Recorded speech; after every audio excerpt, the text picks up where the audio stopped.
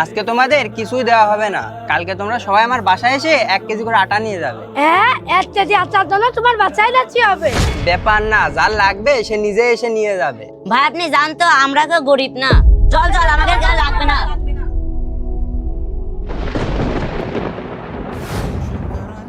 হে আল্লাহ, আমার বাড়িতে তো একটুও খাবার নেই, আর মা আর বোন তো কিছুই খায়নি। আইডিয়া, তার বাসায় গিয়ে 1 কেজি আটা নিয়ে আসি গে। ভাইয়া বাড়িতে আছেন? কি হয়েছে ভাইয়া? ভাইয়া আপনি বলেছিলেন 1 কেজি আটা দেবেন। হ্যাঁ দিব তো।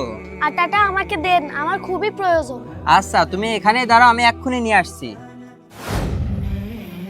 এই নাও ছোট ভাই, এখানে 30 কেজি আটা আছে।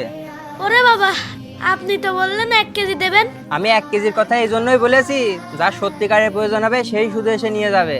আমি যদি 30 কেজির কথা বলতাম, যার প্রয়োজন আছে সেও নিত, যার প্রয়োজন নেই সেও এসে নিত। যার আটার প্রয়োজন না তারা পেত, আর যার আটার সত্যিকারের প্রয়োজন তারা পেত না। শুক্রিয়া ভাইয়া।